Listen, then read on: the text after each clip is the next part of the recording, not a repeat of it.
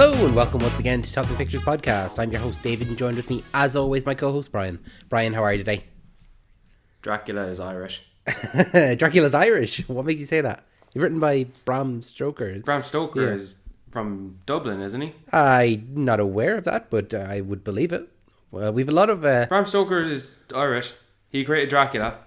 Dracula was ripped off by whoever the hell made Nosferatu back in 1922, and they did that so they could do that movie without being sued for copyright infringement, and created Count Orlok, and now here we are.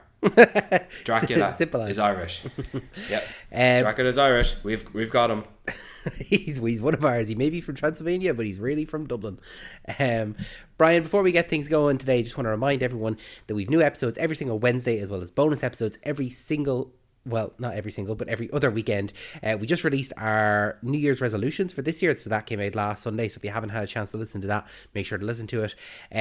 Make sure you're following us on all of our social medias. They're all in the links down below, so you've no excuse not to follow us. We're on everything you could possibly think of. We're on Facebook, we're on Twitter, we're on Blue Sky, we're on Letterboxd, we're on LinkedIn, we're on YouTube, we're on absolutely everything, TikTok. So you've no excuse not to follow us. It's all down below. But Brian, before we kick off things into Nosferatu today, have you got a trailer of the week for us?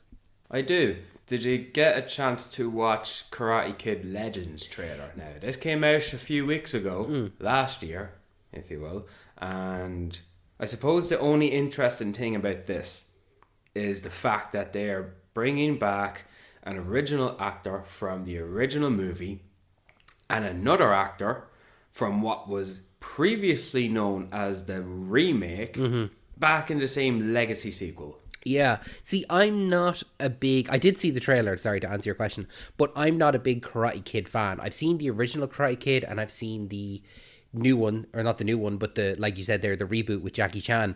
But I've never watched any of the other sequels to the original Karate Kid. I've never watched Cobra Kai. I know that Cobra Kai is huge on Netflix, and that's something that is like...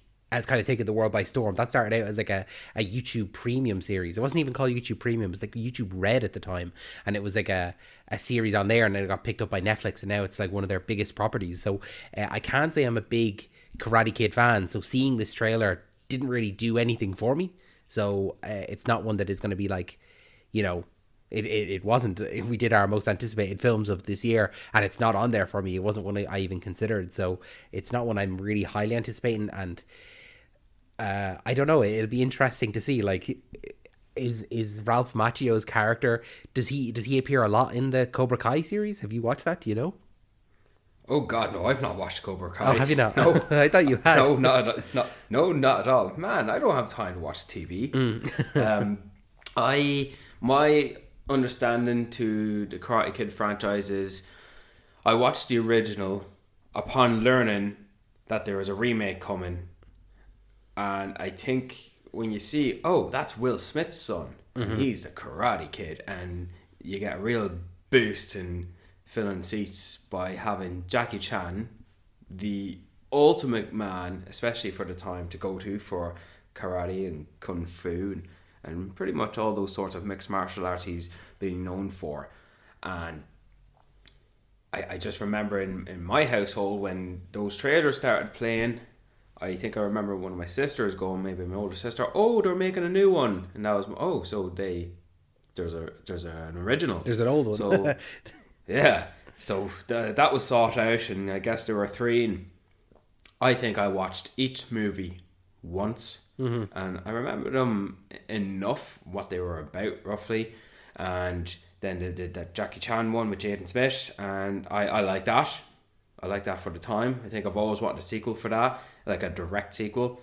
Then Cobra Kai came back and did its own thing with the show and elevated the movies by every few seasons. I know they've been bringing back original actors from the movies into the show, even making some characters who were really minor in the old trilogy to be fully fledged out leading characters in the show. And yes, Ralph Macchio is one of the leads in it, as the adults anyway. And I guess with the near conclusion of Cobra Kai in a trilogy of released in batches of episodes for 2025, now the movie is going to be coming out.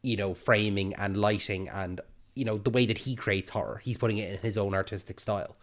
So which one's your favorite? I think by a landslide, it's this new one. It's definitely this new Robert Eggers one, because I think that the story itself is quite simple. In those other two versions, it is much simpler. It's actually much more drawn out here in this version. It's longer. The original version is 95 minutes, which is pretty long for a film 1922. The 1970s one is roughly around... it's around 105 minutes, I believe. And then this one that we just watched was 133 minutes. So over 2 hours. The other two are under 2 hours. So he definitely does add more to it. And I think that is needed just to add a bit more scares to it and a bit more dialogue and a bit more character to it. Because I felt in this version of all three of the versions now, I probably should have watched the other two versions before watching this one, just to kind of refresh myself and directly compare them. But I didn't. I've only just gone into this one. But it felt like every character was much more fleshed out. Every character had a role to play within the story. That being Nicholas Hoult, Lily Rose Depp, Willem Dafoe, Aaron Taylor-Johnson, Bill Skarsgård, and the guy that played the Doctor. I can never remember his name. What was his name? Ralph Ineson. Ralph Ineson, yeah. So all of those characters. Don't forget Emma Corrin. And Emma Corrin, yeah. I actually, when I was watching it, I thought that it was, I thought she was someone else. I couldn't put my finger on who she was. And then I realized it was Emma Corrin. Do you know who I thought she was? I thought she was the girl who's going to play the Silver Surfer in the new Fantastic Four movie. Julia Garner. I thought it was her initially. But then I copped on that it wasn't. It was Emma instead. But it definitely, this version now fleshes out all of those characters and gives them much more of a role to play, and it feels just more like a conventional movie of this era as opposed to a shot for shot remake of a 1920s film, the earliest days of cinema. Yeah. First of all, right? Yes. My exposure to Nosferatu was the Graveyard Shift episode of SpongeBob. Yeah, that's my exposure, 100%. That's everyone. That's all of our generation, Whenever would you have heard Nosferatu other than in that one particular SpongeBob episode? And he's not flickering lights here. No, definitely not. Far from it. No. So Nosferatu was one movie that I think people like me and you knew that Robert Eggers wanted to make. It was his passion project. And I believe, at least until the release of The Northman in 2021, 2022, I think it was 2022, that he thought he might not be able to do it. Mm-hmm. And I guess someone liked his pitch and gave him a load of money and go make it. And now he's done it. And now we have our generation of Nosferatu. Mm-hmm. And what I like about this is that it's not a conventional, traditionally made horror like something that James Wan would make or Leigh Whannell would make. Or, this is more in line of what Guillermo del Toro would make. There's a few different horror directors. Or Ari Aster even. Yeah, there's a few horror directors that are quite prolific now at the moment, and you've mentioned one of them there, and I would put these kind of guys in the same boat, and it's four of them, and it would be Robert Eggers, Ari Aster, Jordan Peele, and Mike Flanagan. The other guys that you've said there, Leigh Whannell and that, they would, I think, be of an older kind of like the maybe mid-2000s, 2010s kind of horror and stuff like that, whereas the new kind of big guys in horror are those ones I mentioned there, Robert Eggers being one of them. And it was actually mad to me going back and looking at his filmography that this is only his fourth movie. I couldn't believe it. Because he's done, people would probably know him from obviously his other three movies, that being The Witch, The Lighthouse, and The Northman. And then this is his fourth movie. I was really, really surprised. I felt he had a much bigger filmography that I was nearly missing or something like that. I'm like, I need to go back and watch other ones. And then I saw, these are his four major movies. I'm like, I've seen them all. That's crazy. It's funny how just like that, even I think up until at the very latest, The Lighthouse, everyone now knows Robert Eggers. Mm-hmm. Everyone knows him. Yeah. It's crazy. He stands, in my opinion, in the mention of those horror movies you said, Dave, I think he's only in a lane with another guy. He's still side by side with the likes of Mike Flanagan and Jordan Peele even. But in my opinion, he's only sharing the lane with Ari Aster. Yeah. The guy who did Midsommar and Hereditary, in my opinion. And it's good now that he's made this in his style, in his surrealism, in his interpretation of telling stories in a very unconventional, often difficult to digest format. Because while I thought this movie was under the surface a simply mainstream story, it's just topped up and covered with a layer that Robert Eggers likes to display on his work. Because if you remove Robert Eggers but still execute this movie and the story in the exact same way it happens, it'd be way more digestible and way more, if anything, entertaining as a horror movie. I think it would make a lot more money. And I think a lot of people, the average movie-going audience, would walk into this movie with high hopes, thinking this is going to be a great class horror, and would walk out thinking it was alright, or it was shit, or it was disappointing, or it's just a load of muck. Whereas I'm not saying that. I like the art, but I knew going into that, I knew the style and what to expect. And that's my understanding. Like if some random in your circle who, or in your family, would say, "Oh yeah, I've seen that all over TikTok, all over my social media," I'd say it looks good, and I would say yes, but I would try to preface the recommendation and going to see it. Yeah. Because it's slow and you need to be patient and you need to allow room for interpreting the style that Robert Eggers is using in that of surrealism, and how he allows the audience to interpret certain actions as either literal or metaphorical. Yeah, I think that definitely, you're dead right, because it's funny looking at the box office numbers, right? And if you look there, opening weekend for Nosferatu pulled in $50 million, right? Which is an incredible amount. $50 million is a lot of money. But when you look at that directly compared to how some of the last year's like superhero movies did, that being like Craven and Madam Web and Venom and stuff like that, when they pull in $70 million a weekend, they're like, oh, this is really bad, this is terrible, like this, we should be pulling in way more than this. So comparatively, like for it's not even like an indie, because it is a studio film, you kind of want to say like a low budget horror film, it's doing incredibly well, but it's definitely without the Robert Eggers style covering the entire movie from start to finish. If it was a different director, if it was Lee Whannell, or if it was James Wan, or if it was the guy who did Lights Out, if it was any of those guys, it would have been more straightforward, more easygoing, in a linear fashion. Like, what are some of the options? Like the fact that Nicholas Hoult is walking down a crossroads in the forest and a horse and chariot cart is coming towards him, and it stops when he closes his eyes and he opens them up and it stopped and it faced him like up in a way that the door at the side of the carriage can open up, so it's not even facing the opposite end of the road, it's facing the side of the road, with no so horses there anymore there. And no cart driver. Now you can interpret that metaphorically and in one of Robert Eggers' surrealistic style, and then that's when you as an audience would have to interpret the meaning of it, and the emotional state that Nicholas Holt's character is going through and leading up to the meeting of Nosferatu. So that's just one example. Well, I think and sorry, but I just thought that was the first time I went that I wonder if people are now starting to switch off from this story, because it might be already confusing them now.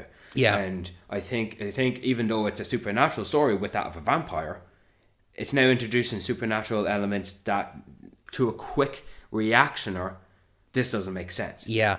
You know what I mean? They should expect someone to say, I'm here to collect you, or come on in, I'll take you to the castle. Like, you know what I mean? Yeah, no, I think that, and I want to expand on kind of what you said there, but you're right that maybe the traditional audience maybe are going into it expecting something more akin to a modern day horror, or even the likes of maybe The Conjuring or Insidious or something like that, and they're not expecting a horror like this, a Robert Eggers horror film that is more akin to The Lighthouse or The Witch. Yeah, like a fantasy. The thing that I really, really liked that he brought his style to, and like in any other instance, I would hate this, right? And the clearest example, okay, that I can give you, or sorry, the clearest comparison that I can give you is this season of House of the Dragon with Daemon Targaryen.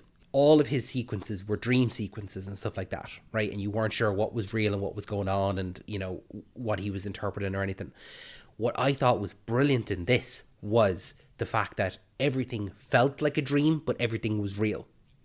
And it was specifically when Nicholas Hoult, that exact scene where the carriage pulls up and he kind of closes his eyes because he thinks the horses are going to knock him over, and he opens them there and the carriage is facing the other way. And you're like, this feels like a dream because like all of a sudden something else is happening, but yeah, it's real. And he gets in the carriage, and then the next one is him coming to the castle, and he's kind of like moving within the castle, but we're not seeing him move through the castle. He's just in different parts of the castle, and Count Orlok is there and he's bringing him up the stairs, and then all of a sudden he's so far up the stairs he's no longer walking up them and he's in the chair.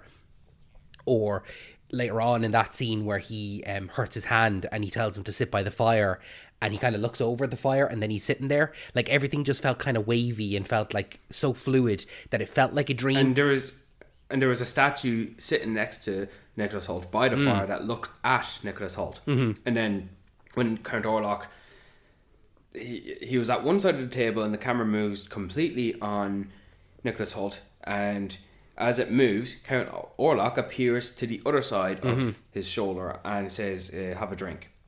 But so, in a traditional sense, another director would have made this more straightforward and linear and realistic. And I know this is a vampire movie, but realistic in the sense that Nicholas Hoult is not going to, you know, get superpowers and fly. You know, like that's just silly. But it felt good to watch something that feels like a dream, but knowing that everything that we're seeing is like actually happening almost. Yeah, you know, that, like the fact that in the gypsy scene where he's watching what he believes to be a sacrifice to go to exhume a grave, and they believe it's Nosferatu's body, and they stab it, and the body reacts and spits out blood, and Nicholas Hoult says, "What's this madness?" And the gypsies look back at him, and then boom, cut to black. He wakes up next morning, everyone's gone, and he's in bed. Was it a dream? Well, no, because his shoes are full of muck. And there's a few times that happens, especially in the presence of Count Orlok. My understanding is he was there for 2 days because we were there for 2 nights, but there's a lot of blackouts he goes through. Was there something in the drink? When he bit him, did he pass out? Was it all under the psychological power of Nosferatu? You just don't know. Yeah, it's that's the thing, is that because the film itself presents everything kind of dreamlike, you as the audience are unsure how much time has passed. The same way that Nicholas Holt's character, he could have been there for 2 months, he could have been there for a week, but thought he was asleep for a night, and he could have been slowly being drained by Count Orlok. So you're not 100% sure, but what you are sure of is that everything that you're seeing is taking place. You're not sure of exactly when they take place and how long over, but they very much, there's nothing in this film that I think didn't take place. You know, everything was real to a certain extent for each character, whether they experienced them in the dream, but anytime that they are dreaming, it's kind of Count Orlok infecting their dreams, and he is controlling it. And even though it might be a dream state that they're in, he is specifically there and using that to influence them in the real world, you know.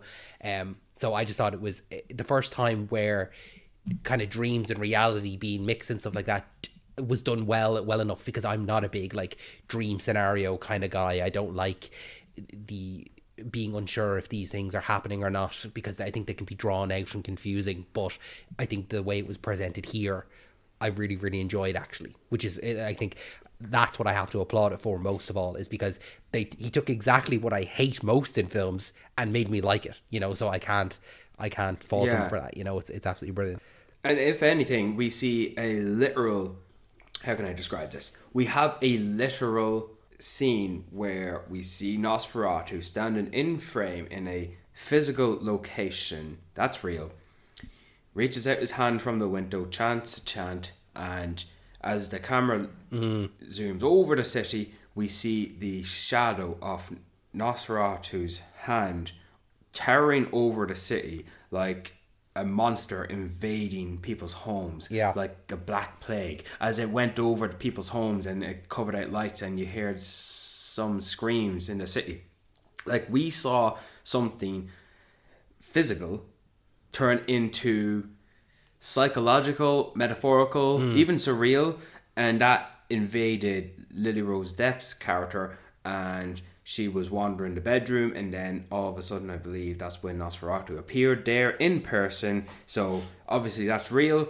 Maybe he was not physically there, but regardless, this scene is happening, and it's not like, it's all a dream, because most of the time when things are a dream, they're inconsequential. You can discount it. You don't discount this. Nosferatu might be there, he might not, you don't know. It doesn't matter. What matters is it's still happening. It's not discounted. This conversation counts, and it moves the story forward. Yes. I think that is another thing that I wanted to talk about, was the use of shadows. I think that the way that Robert Eggers uses shadows throughout, that kind of is enough to convey the mysticism and the magic and the supernatural element to the whole story without, leaning too far heavily into it. Because the way that in the very first scene when Lily Rose Depp walks in and his shadow can be seen in the curtains. Yes, it's on the poster. Exactly that one. Everyone, and then the same everyone way. Everyone want to see the poster.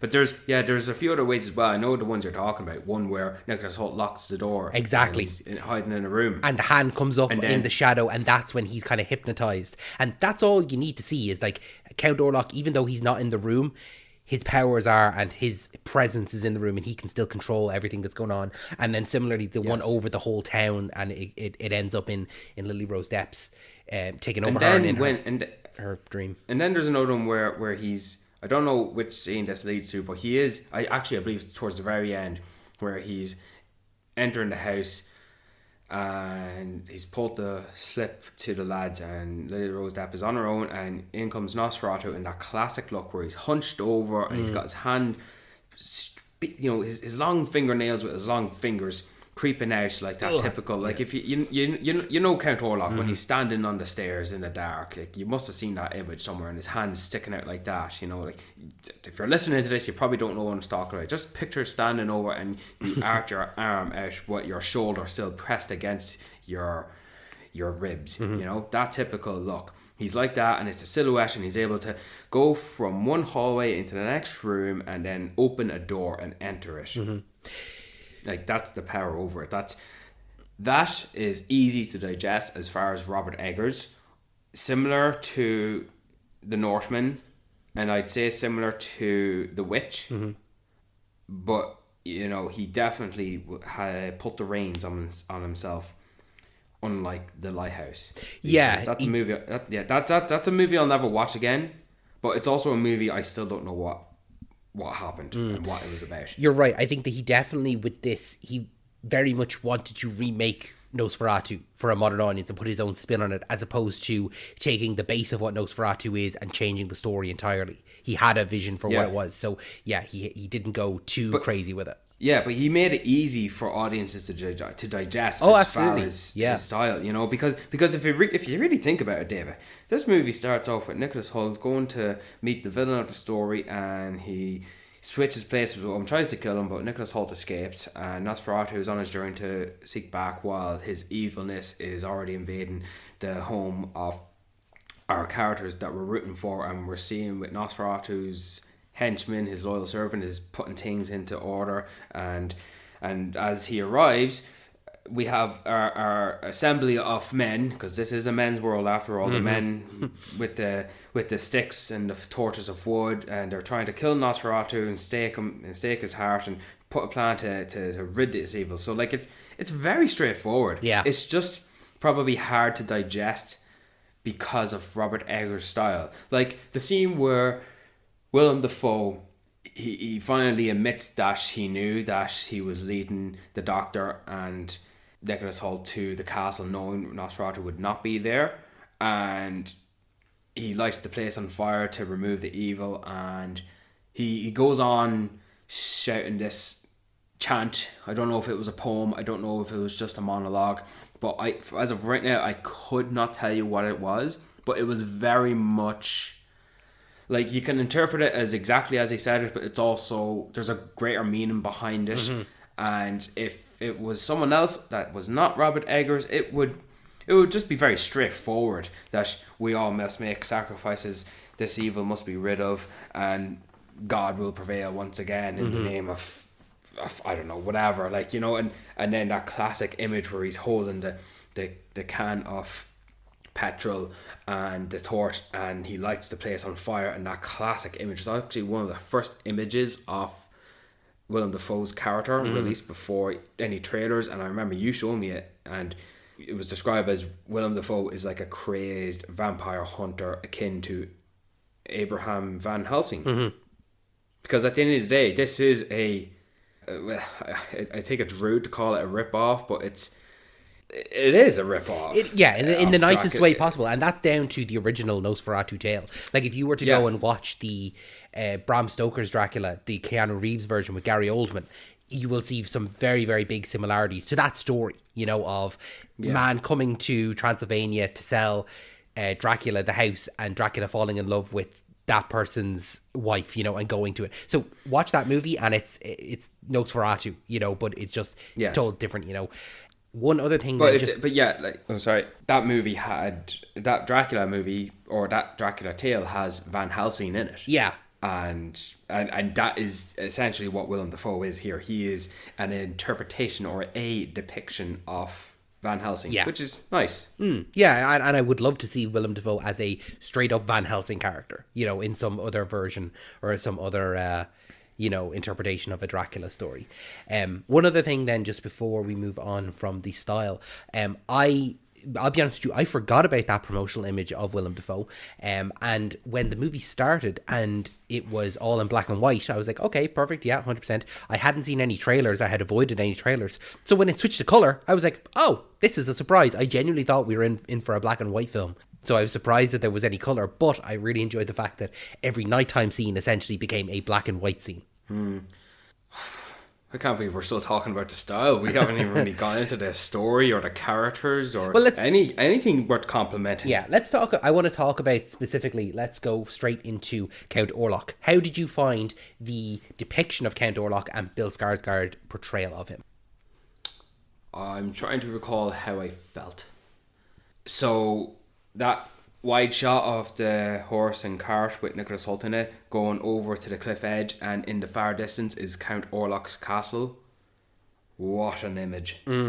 What a German folklore gothic terrifying image. Alright, and this is already me sinking into my seat when Thomas, who's played by Nicholas Hoult, is in the office with his boss, who is Count Orlok's minion, servant, loyal servant, obviously under some sort of power, must be. When he points the finger on the map and he moves from Germany all the way over to Transylvania, I got chills. Why? Because we know what that means. We all know, what's in Transylvania. Yeah, we know he's going there, and that's where Nosferatu is. And when Thomas comes to again, as if he's only woken up, as if he has glimpse of being unconscious or unaware of where he is, and he wakes up and he's already at the door. He is about to knock, but the door already opens itself. And in the far distance is the silhouette. Who is this? Another servant? Another worker of Count Orlok? Nope. It's him himself. And I originally thought he was floating. in the air, just above his feet. And, but no, he wasn't. He just started walking away. And then immediately cut to the stair shot. You mentioned this briefly. We're tracking up, and Nosferatu speaking right straight away. And he's saying, you're late. You know, you should have been here earlier and whatever. And I was like, oh my God, that's Nosferatu's voice. That is Bill Skarsgård speaking. Yeah. Dude, you're straight into it. There's no like big fanfare of him, you know, a servant bringing him in and he's there at the fire already, or he's in some big chair or something like that. It's very much just, he is a part of this world. He is a part of this story. So here he is, you know, as opposed to being some grandiose, we're building to seeing Nosferatu. Well, we've already done that with him being at the Gypsy Hut and us knowing where we're going. He's already, you know, it's enough build up, but I'm surprised that he's already speaking. In the first second we see that scene where camera's tracking up the stairs, and as we get to the top of the stairs, he's already exited the stairs. He's gone in a way that does not make sense, as if I were to able to do that, because Nicholas Hoult is there and he's seeing it. He's seen that he's gone. He's already in the room, and Nicholas Hoult goes from awkward to being terrified in that scene. And as we sort of obscurely see Nosferatu's face, we see his fingers, we see his hands, we hear his voice. He's covered himself, he's wearing the hat, he's wearing the jacket. And then we get to the point where we see him and we see his face, but it's in a wide shot. And you can see the pigmentation of his skin is mellowing. It's like decaying, but there's still life in it. It's like a corpse that won't die. And what I immediately went to, oh, he's wearing a disguise to make himself blend in among the humans. Of course, he's wearing a fake mustache.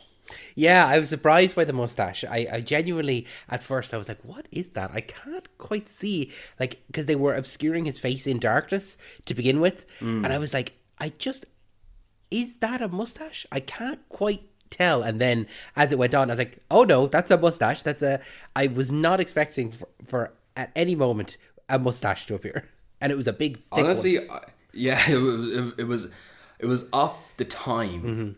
And while I thought in watching the movie, as we would progress to getting to fully witness Nosferatu in the traditional sense, as how I would expect him via the SpongeBob episode, I thought he was going to remove the mustache as if it was just a disguise, and he was about to reveal himself as the decaying vampire monster that he is, the evil monster that he is, as he would shed his disguise. But no, that is him. That is him blending in as such. And he almost would kind of remind you of like the Hunchback of Notre Dame or something like that, like so hunched over and wide, and no specific form exactly, but just like a lump of a thing. Yeah, and I looked this up. Apparently, Robert Eggers, when he first tried the mustache into the character of Nosferatu, he was sold on it and he wanted to keep it because he was trying to draw on the facial appearance of what someone from Nosferatu's time and era would look like. Yeah. Picture Nosferatu as a man from a certain time and a certain country. That's how he would look. Yeah. If anything, I don't know if this is true, but I believe that Nosferatu was once a man and the devil did not let him die. He trapped his soul in his dead body's corpse, and he roams the earth as a walking corpse. Because if anything, like it's quick to say he's a vampire, but it's not a traditional, conventional vampire that he is.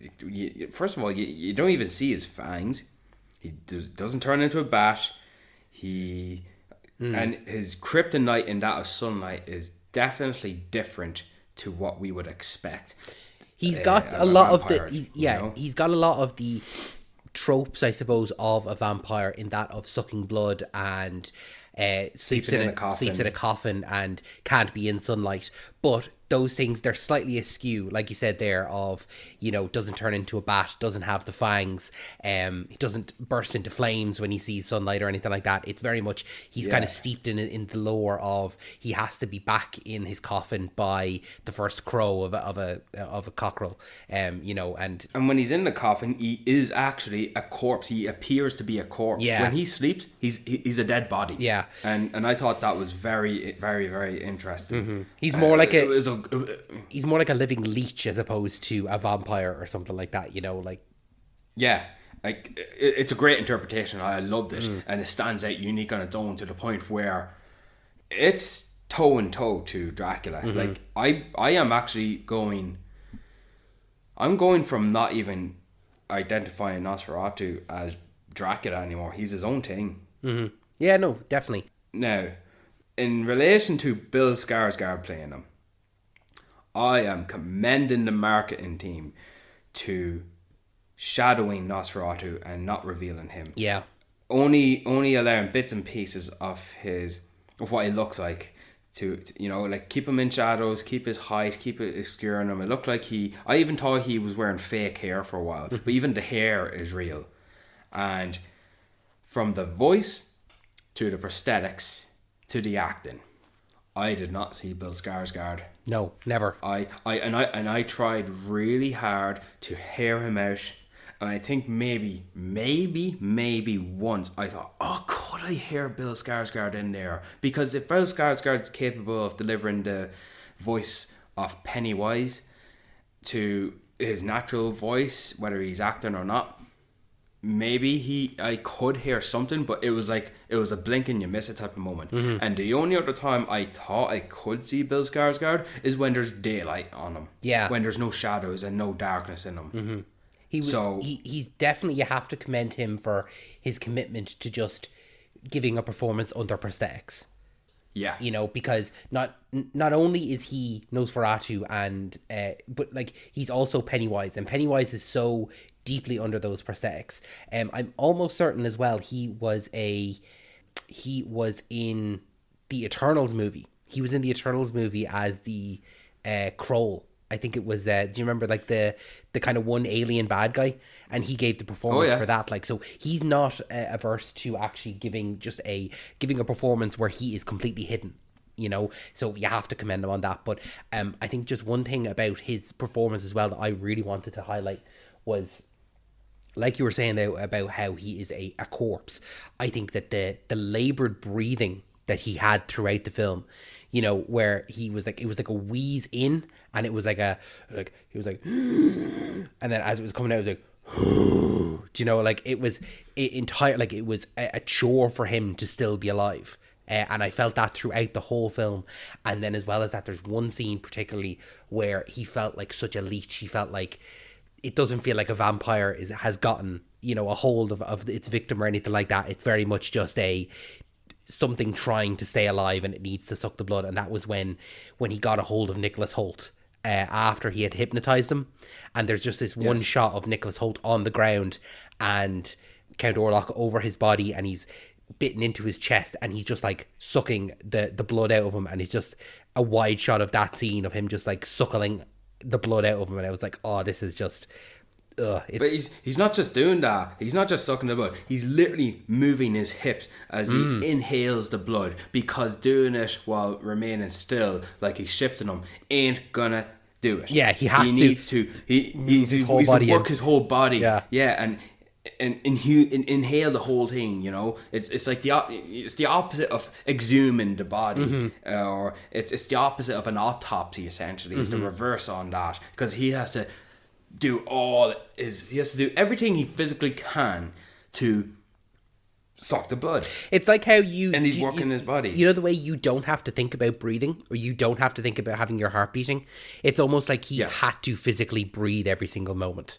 Every single breath that he wanted to take, he had to inhale and exhale. He had to move his diaphragm because his body is dead and it no longer works.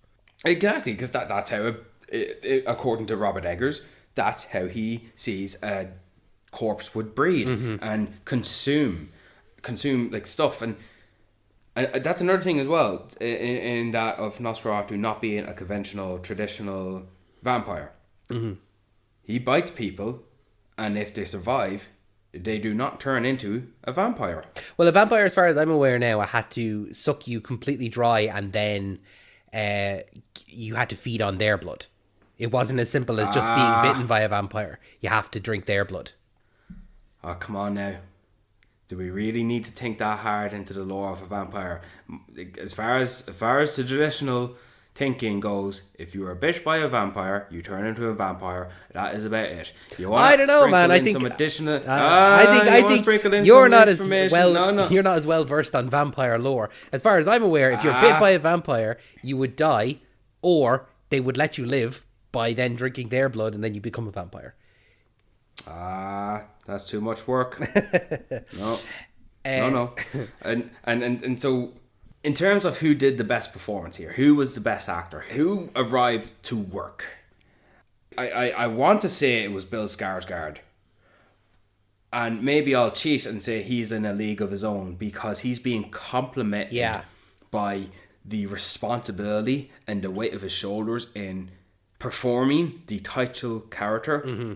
Everything rests on his shoulders, so everything rests on him. We have a certain expectation of Nosferatu in his appearance and his performance and his delivery when speaking, that Bill Skarsgård is complimented by the great directing from Robert Eggers. Mm-hmm. He's complimented by his costume. He's complimented by the locations and the prosthetics as well that are on his face, as much as his body can contain. Like when you look at his hands you can see where, you know, when you have your finger, you have these like tree like limbs on it.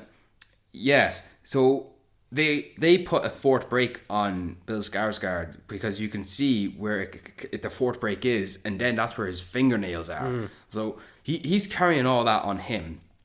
So Bill Skarsgård is being aided in every way possible to deliver this performance, and even then, he rose above those compliments. He rose above those aids. He not only played the role, he delivered beyond what we expected. So that's why that's why I won't say he did the best performance in this movie, because he received an awful lot of compliments. Yeah. Whereas a lot of other actors in this movie, they showed up to work and they did their damnedest to remain in character as such. So I wonder, like, would it be easier to act with all the prosthetics? Like, I know it'd be difficult physically and even mentally, but with all these compliments, you know, like when he's standing still, the character of Nosferatu is still there. Even though he, in his mind, isn't acting and he's just Bill Skarsgård, it's still Nosferatu is standing there, you know, because of all these aids that he has. So even though other actors might find those things to be hindrances, they are very much additions to his performance and complements to his performance. And he's able to act with those as opposed to against them or anything like that. Whereas every other character in here is very much a human character and has to be believable, and, you know, not when you're looking at them, you don't want to think, oh, that's Aaron Taylor Johnson, oh, that's Nicholas Hoult. You want to believe that they are just the character that they are portraying. Yeah. You know, while we're on the topic of Nosferatu himself, like, I just want to skip straight to it at the end. I had a fear that this movie would end in a way that would not be satisfactory, in that Nosferatu would prevail and seize the day and defeat our heroes. I was afraid of that, and when this movie ended the way it did, I feel like I walked out even happier. Like, I think the fact that they defeated Nosferatu earned half a star. Yeah, that he's not going to appear again, or he hasn't left someone to take over from him or something like that. He's very much defeated. Or even the fact that he got away with it. That's not a warm feeling in me. I don't want that. I want Nosferatu, the evil, vile monster that he is here, to be rid of the world. And the fact that it was done so, even at the cost of Lily Rose Depp's, you know, her character's sacrifice, it was still satisfactory, you know. And at the end of the day, he's just a creep, you know, trying to go in and steal Nicholas Holt's girl, and And he does that because she called out for an angel, and well, she called the wrong number, didn't she? I think speaking of Lily Rose Depp, I think to answer your question, I think she put in the most work. I think that she was probably the best performance out of all of the other characters, bar, you know, Bill Skarsgård. I think that she really showed up to work, and the way that she moved her body and the way that she moved her face, you would really believe that she was possessed, or she knew what it was like to be possessed. Oh, she wasn't scared of how she would look like. No. With millions of people watching her. With drool falling down her face and blood coming out of her mouth, exposing herself as a female actress. Like it's a huge demand, and honestly, I'm actually happy that she was cast in this as opposed to Anya Taylor-Joy. I like Anya Taylor-Joy, but I'm glad that Robert Eggers is able to step away from those actors who he has worked with before and expand that kind of roster in the same way that maybe Christopher Nolan does, where he works with similar actors that he has before, but then he expands that roster. And while I do hope to see Anya Taylor-Joy work with Robert Eggers again, I'm glad that now Lily Rose Depp is someone to be kind of on the radar as well for us, because she had a great performance. And like you said there, even like kind of exposing herself, you know, you have to be... I think it's easy for an actress. It's not easy at all. I don't know what I'm saying. Sorry. It's not easy for an actress at all to be naked on screen. And it's not easy for anyone to be naked on screen, but especially when it's not, you know, in a scene where you are lit absolutely perfectly within an inch of your life and you're going to look the best you could possibly ever look. You are there in a horror film, you know, with blood down you and satanic symbols possibly being put on you, like, and it's a quick flash of your naked body, and it's used for a shocking moment, for a scary moment. So you have to kind of give her praise for that, of like being willing to expose herself, you know, in both ways, you know, metaphorically and actually literally, you know, that she exposes herself on screen like that. Yeah, and even then what she does with her eyes and then her tongue and her mouth, and it's not easy. No. And God be on her side for her anxiety and her mentality of that, you know. And I'm sure it's not easy as well to play someone that is possessed as well, and it's not a conventional possession, or it's not a like a demon is inside you or anything, because there's those moments where, you know, she's talking with Nicholas Holt's character Thomas, and her body is violently shaking, and then, you know, he's like, right, okay, I'm going to get the doctor, and then she like snaps out of it. She's like, no, don't get the doctor, and she like comes back to it, and then she switches back again and like makes a comment about how he couldn't satisfy her like Count Orlok did, and then they're having sex, and then, you know, they're no longer having sex and she's back to normal, and it's this kind of flip-flop and this really fast-paced change to your character's persona and characteristics and stuff like that. It can't be easy. I like that you reminded me now, this year in 2024, Sydney Sweeney had a great single take delivery in Immaculate. Yeah. And then Nell Tiger Free did a great one take performance when she was possessed in The First Omen. Lily Rose Depp did like 3 or 4 or 5 different possessing scenes where she was doing it in a single take as well, and in front of other actors as well. So that's more people in the room that have cameras on you as well. So she took the biscuit on that one. You think? Oh yeah, I think she delivered on that in the best way possible. She was, well, what do you think, Sydney Sweeney or Nell Tiger Free did a better job? I don't know. And you know what? I think that it's definitely a conversation to have in our 2024 wrap-up of best single take performances. You know, I think that definitely should be a category. Is there someone that I didn't mention that you're thinking of? Not off the top of my head right this second, but I definitely could have a look and see. I bet there are some great like single scene performances. Maybe not just in the horror genre, but just generally just like some great single scene performances. But you're not quick to say that Lily Rose Depp was one out of... Oh no, definitely. I wouldn't count her now in the 2024 one, because this one came out for us 2025. So I don't know, would it count in that What do you mean? Huh? What do you mean? What do you mean? Nosferatu is a 2024 movie. Yeah, but it came out for us New Year's Day. So we need to set the parameters on what counts. I'm going to win this parameter. There is no way in hell that when you look up Nosferatu on Letterboxd... No, I know. But for us, are we counting movies that were released in 2024 but they came out for us in 2025? Yeah, so I would say so. Okay, I would. So Saturday Night That's not coming out for us for Yeah. another 2 weeks, but that counts in the 2024. It would. Okay, that's fair enough. No, that's okay. I'm glad that we set that goal. You can edit this out if you want, but if you want to keep it in, that's fine. But Oh no, keep it in. okay, great. Keep it in. Yeah. Then in that, we've nothing to hide. In that case, then, yeah, I would say that Lily Rose Depp, she's definitely up there with those two other performances that you mentioned. Yeah, absolutely. Are you happy that Nosferatu died in the end, and that he died in a way that instead of burning and being lit on fire upon being exposed to sunlight, that his body just bled out even more so, as if I think his body exhaled, or it looked like he was exhaling, but the air and the life force of whatever was inside him vanquished and just vanished out as he exhaled. It's like his pores all opened up, and it was almost like his body was like relieved to be dead. It was almost like he himself, in his mind, didn't ever want to die, but his body was like desperately crying out to die. So as soon as the light hit him, and it wasn't like a burst into flames or anything like that, it was almost like his body sighed a relief that his mind didn't want to, or his personality didn't want to, and it just like collapsed. And what I liked about it is that it's not like he burst into flames and he was just a pile of ash. His body is there, and it was a real thing, and he died kind of like almost like as a mortal.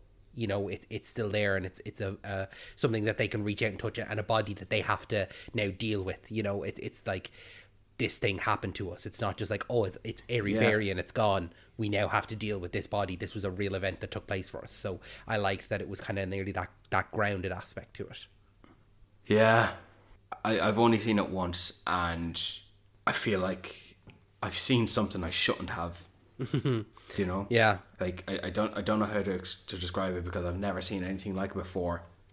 Honestly, this movie should get nomination for best special effects or something like that. One other actor I wanted to bring up just before, if you were wrapping it up or anything like that, I have to say the biggest change, or the biggest swing from the previous movie to this movie in terms of performance is Aaron Taylor-Johnson. Because the last film that we saw him in was Kraven the Hunter, which released only a couple of weeks ago, and we did an episode on it. But his performance in that was, while it being lackluster, the performance here in Nosferatu, he was stellar. He was a great actor. You would nearly forget that he was in such a travesty as Kraven the Hunter. Funny thing as well, I recognised that was Aaron Taylor-Johnson by the sound of his voice. And only when he shouted. Only when he raised his voice. God damn it. I wanted Nosferatu to die so much when he killed his children and then his wife. Oh, the way that he killed his children, the way that the wife came into the room and he was already there, and he just threw one of the bodies away and then dropped the other one, and it just thudded to the ground. I was like, oh, that is, oh, it was just like sends a shiver up your spine in terms of like, oh, that is just vile. You know, just the treatment of these two little girls, and they're just like dropped like a rag doll. What a disregard of life he just displayed in front of her. And it's like, it's literally the reference I could use now for the rest of my life to show what evil looks like in a movie. Yeah. Like, imagine the fears. They would have probably been scared to death before Nosferatu killed them by sucking their blood. And the just sheer disregard and disposal of dropping the bodies, the little girls, as if you're throwing waste food in a bin. Yeah, that's how he treated it. And then he just looked over, the wife is here, good. Yeah, and then just kills her as well. What a fucker. And then Aaron Taylor-Johnson loses his mind, and that one great scene where he has tears and he's grieving and he's shouting at Lily Rose Depp, blaming her for it. Like, I thought maybe Nicholas Hoult was given one of the best performances of his life, but for some strange reason, I feel like Aaron Taylor-Johnson was just a bit better than him here. I agree. And Aaron Taylor-Johnson had a lot of screen time here, and he was playing the type of character where maybe you would expect, he's going to be the dick, and he's going to lock Lily Rose Depp up in a mental institute, and he doesn't believe in all this hocus pocus, and he's just going to be a dick, and he's going to die at a fault of his naive and negligence to accept the fact that this evil is real, and he's you know, like, he's going to face the consequences of being arrogant in his He doesn't die by the white supernatural privilege, forces. Yeah, he dies by his own arrogance. Yeah. but he wasn't a dick. Honestly, I felt for him. Even throughout the whole movie, when he was housing and hosting Lily Rose Depp and bringing in doctors and looking after her while Nicholas Hoult was away, and then toying with the idea of bringing in Willem Dafoe. And then I must object to this when he stabs a needle through her arm and just showing love to his wife and showing love to his daughters. Like, genuinely, he was a very likable character here. He was, and even and even then, in how they concluded his character by visiting his wife's corpse and what he did there, I think there's a fetish for that. And then he died. Like, the fact that they didn't even show that scene, juxtaposed to the scene with Lily Rose Depp in bed with Nosferatu in that scene. Like, the fact that they showed that but not the scene here with Aaron Taylor Johnson, I gotta commend that for not exposing me to the ugliness of his character and his character and his actions. I think, and I can understand what you're saying, but I think that I didn't interpret that scene in that way. I think that it was very much a man in grief. It was very much a man who'd lost his wife, his 2 children, and his unborn child, all in that moment. And he's there, and he goes to the crypt where their coffins are. He, you know, hugs the coffin, and he coughs up blood. He knows he's going to die as well. He has the plague, and so he gets into that coffin with her, and I interpret it as like, if I'm going to die, I want to be with my wife, and he gives her the kiss. And in my mind, he gets into that coffin with her and he lays down with her. Now, there is a compromising position where her leg is slightly, you know, over the coffin. But I don't think that it was that fetishism of him having sex with his wife for the final time or anything like that. I think it was very much just a kiss because he loves her, and then he lays in the coffin with her. I fully thought of it as he's just with his wife. There was nothing necrophilia to it or you know, vile or anything like that. It was very much a man who missed his wife and was there to die with her. No, I'm pretty sure he fucked her.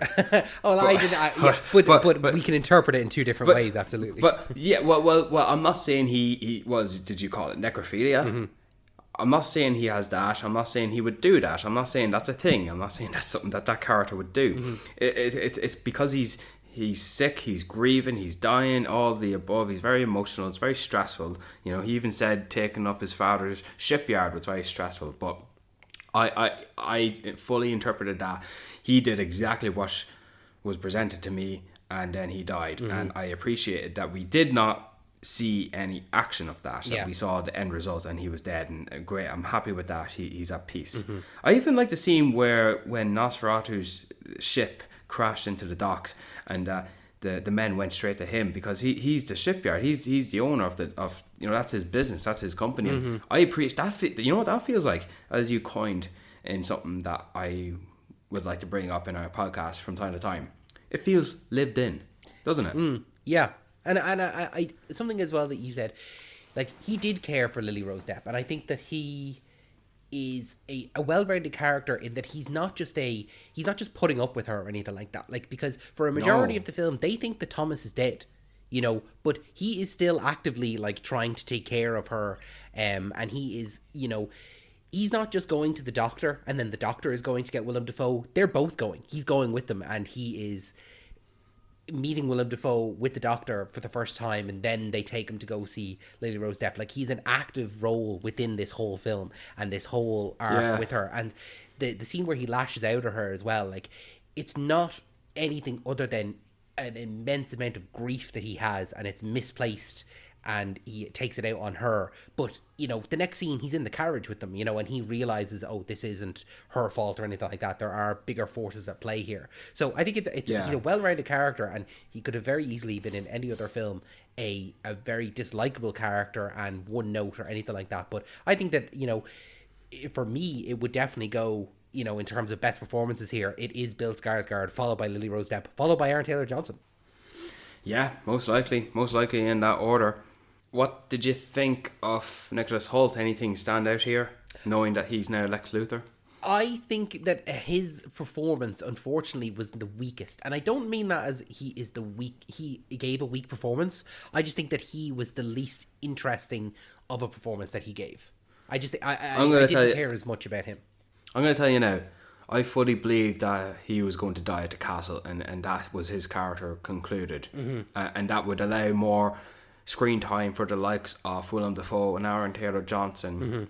I was genuinely surprised he was still in the movie when he was discovered by the witches, and that even furthermore he was, if anything, leading the charge of defeating Nosferatu. If anything, as if you know, as if Nosferatu was someone you can get into a fist fight with and beat up. Yeah. That Nicholas Hoult was going to be the man to do that. It wasn't going to be the Doctor Ralph Ineson. It wasn't going to be Willem Dafoe as the crazed interpretation of Van Helsing. It was going to be him, and that with the absence of Aaron Taylor-Johnson, who I would have liked to see him use that pistol on Nosferatu, he was gone, and so you're left with Nicholas Hoult, and I thought he did a great job. I thought him looking terrified was brilliant. Yeah, it was just great. It was perfect, and I wonder if Aaron Taylor-Johnson and Nicholas Hoult had switched roles, would that have made a difference? I don't know. You know, I don't know. And then again, could Aaron Taylor-Johnson or Nicholas Hoult have even played Bill Skarsgård? And Bill Skarsgård could have played either one or the other. You know? I think that's an interesting thing, isn't it? Yeah, I think that the best thing that happened to this movie, though, was the fact that Harry Styles, who was initially supposed to play Nicholas Holt's character, dropped out. Oh, God, really? Yeah, I think it was supposed to initially be Harry Styles and Anya Taylor-Joy. Oh, God. Oh, no. No, thank you. I'm glad no, it's thank you. Up anyway. Yeah, I think everything happened to this movie was correct for our generation and for our Robert Eggers delivering it.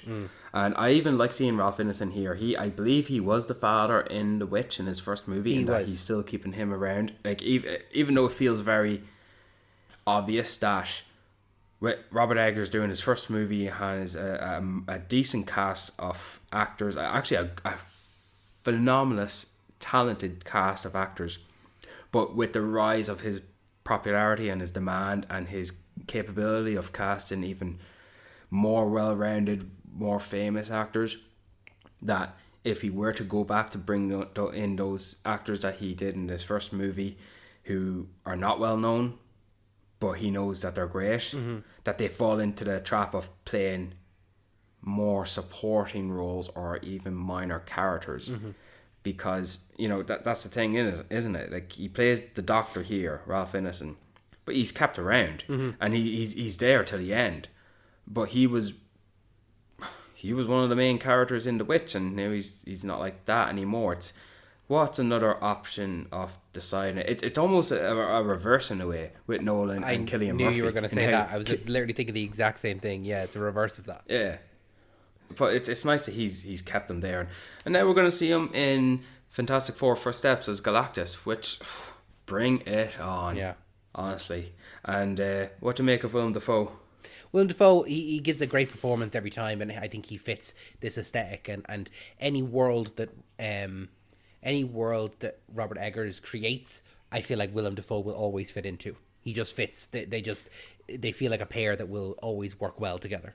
Apparently, Robert Eggers has already offered Willem Dafoe a role in not just his upcoming movie, wherever that will be, but his next one after that. Good, and I'm happy to see it. I love Willem Dafoe, and I'll take more of him any chance I get. I think he actually has he does have another film where he is, I think he plays the vampire in it.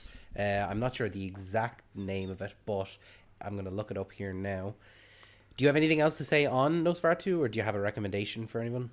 Emma Corrin was the Deadpool and Wolverine villain, and here she is. I liked her delivery and her performance, but if anything, I think by a default of everyone else just being better or being awarded the screen time to be better, I think Emma Corrin was the weakest performance in this. Where, you know, I think Nicholas Hoult was at the very most better than her. So Willem Dafoe actually, this is a bit strange. He plays He is in a film called Shadow of the Vampire. And the description for this film is director F.W. Murnau makes a Faustian pact with a vampire to get him to star in his 1922 film Nosferatu. So I think it's a fake film based on them making the original Nosferatu film. So I'm definitely going to have to check that out now. I didn't realise that was what it was about. I thought it was just a traditional vampire film. What do you make of Emma Corrin then? Emma Corrin, she had little to do. I'd say that she had little to do in this. She was very much just Aaron Taylor Johnson's wife to die. Did you think Nicholas Hoult did a lesser job than her then? No, I think Nicholas Hoult did better than her. Like, I just wouldn't consider her as part of the main cast or anything like that, you know?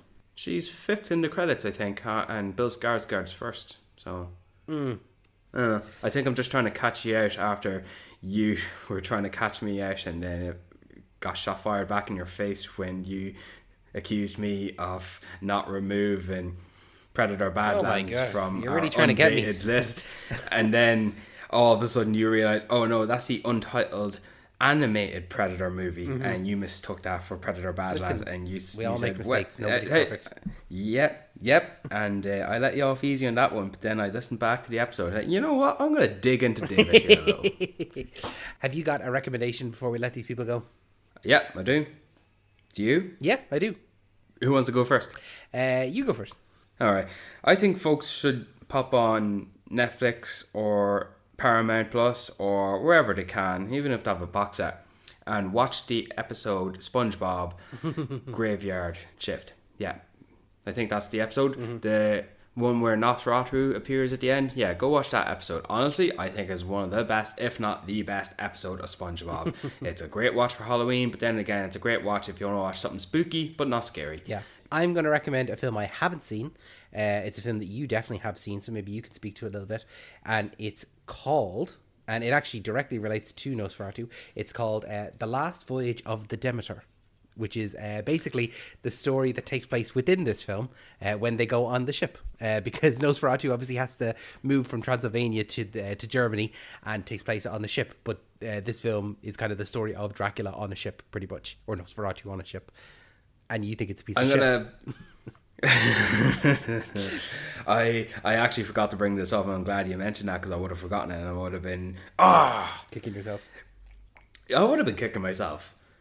So a movie called The Last Voyage of the Demeter was released in 2023. I don't even know if it released in Ireland. I don't think it did. I was in Vienna. Yeah, I was in Vienna when I watched it, and it was a great cast. Liam Cunningham and David Dastmalchian and Corey Hawkins.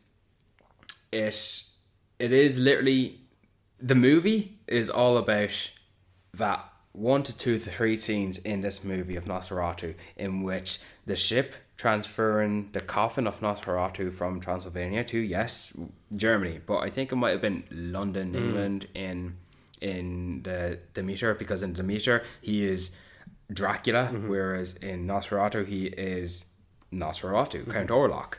And the movie is a piece of shit, David. Why the hell are you recommending it? No, I just want, because I knew you wanted to talk about it, so I wanted to remind you. No, I'm going to recommend, very simply, Bram Stoker's Dracula, something we talked about a little bit earlier, starring Keanu Reeves and Gary Oldman and Anthony Hopkins. It's just the original kind of Dracula story, and it's a very good story. And it actually has Winona Ryder in it as well, and she's brilliant. She plays kind of similar to Lily Rose Depp's character here, so I'd recommend that. So Keanu Reeves plays the Nicholas Hoult type character, exactly. Is that right? Yeah. And who does Anthony Hopkins play? The Doctor or the Van Helsing character? The Van Helsing character. Ah, cool. That's nice. It's nice to see Gary Oldman in a movie with Anthony Hopkins. Brian, thank you so much for joining me for this episode of Talking Pictures Podcast. Thank you so much at home for listening to this episode. If you enjoyed this episode, make sure that you're subscribed to us on your favorite podcasting app of choice. We're available on all of them. That's Apple Podcasts, Spotify, YouTube, Podcast Addict, absolutely everywhere. So if you're preferring to listen to somewhere else, then we're there as well. Don't worry. Make sure that you are following us on all of our social media so you never miss an episode. We've new episodes every single Wednesday, as well as bonus episodes every other weekend. Brian, any final words before we let these people go? You didn't flick any switches here, David. I want to suck your blood.